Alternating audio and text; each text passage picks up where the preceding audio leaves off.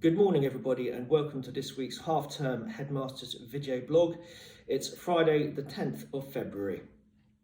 And as we approach rapidly our half-term break, it pains me greatly to reflect on news that has been so tragic and so widely reported in the last few days. Our thoughts, our prayers are very much with our neighbours at Epsom College in the aftermath of what's happened there last weekend, and equally our thoughts and prayers are with all those families affected further afield in Turkey and Syria due to the terrible earthquake and the enormous loss of life.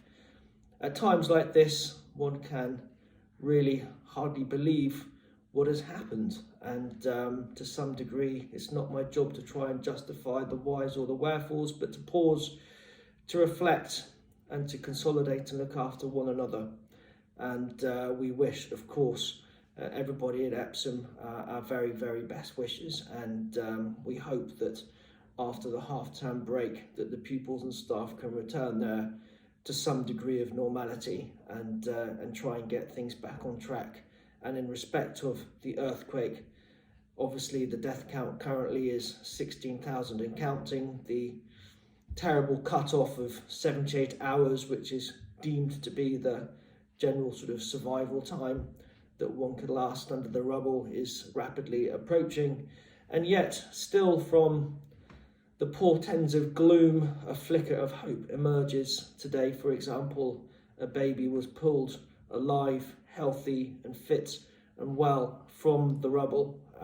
Even in the darkest of times, a silver lining suddenly or sometimes appears, and of course it is that hope that keeps us all going. And to loosely paraphrase the great role model Nelson Mandela, it's not how far one falls, but how quickly one can bounce back up. And whilst that's not entirely appropriate in this sense, certainly a need for resilience and a need for compassion has never been greater.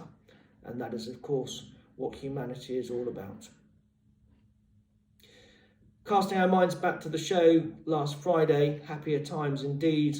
Just another opportunity to say a very big thank you to Mrs. Hawley and the team, to all of the cast and crew for putting on such a terrific performance of Joseph. It really did last very long in the memory, and I really thoroughly enjoyed it. So well done, and thank you to everybody who is involved in that. And I know that there are some very ambitious plans afoot already for next year, which will no doubt tick around soon enough.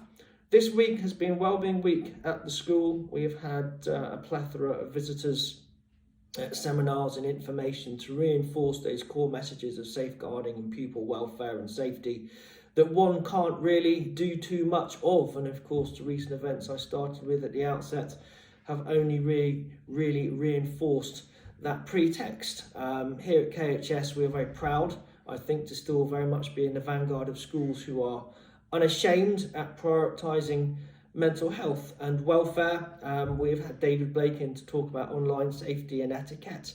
We have had Jeremy Indicar in yesterday to talk about some very uncomfortable aspects of sexual abuse, although he did so, I think, in a really wonderfully clever and discerning way.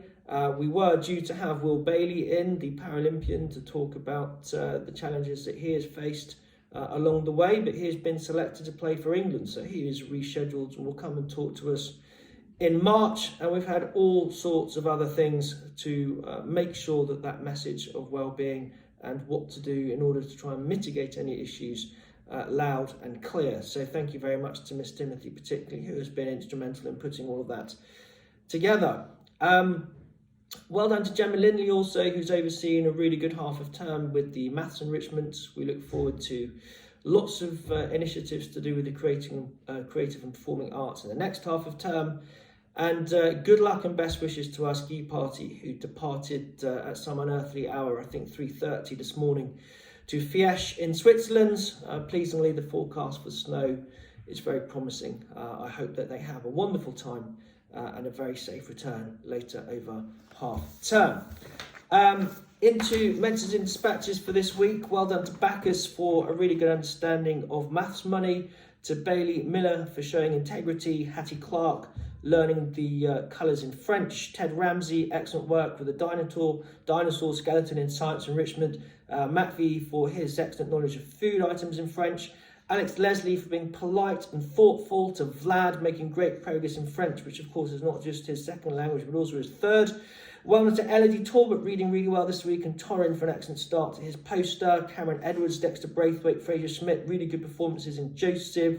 Harvey Mufti, great performance and great questions in science. Aurelia Gladwell, Darcy, George Pritchard and George Wood for excellent performances too. Isla Myers, really great work in music. She went above and beyond in learning the melody for Hey Jude. Freddie Taylor, really good work in your French listening recently. And again, Freddie, another nomination for you in English from Mr. March. Zach Middleton, good improved focus in lessons and understanding as well. Rex Treadwell showing good manners, holding the door open for Lower Prep when they were going to lunch recently.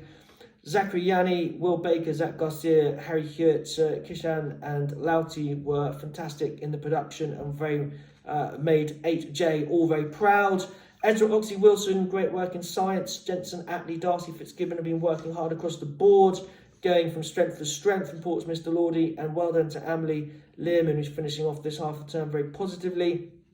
Henry Trianor, Liam McBride and Dylan Bishop nominated by Mrs. Bray for their excellent performances, and Max Lopez putting a lot of extra time and effort with his artwork, which is beginning to pay dividends. Avanish, Connor, Theo, Ed Collins and Theo Jenkins, really good work for their performance and play from Mrs. Linley, and Max Rocheron has turned a corner in maths. Archie Nichols, well done for being a fab job, being a buddy to Benji Briggs, who has settled in well after his first week. Mr. Rajaling would also like to add his comments to everyone in the production. He thought it was impeccable and he enjoyed every minute of the show.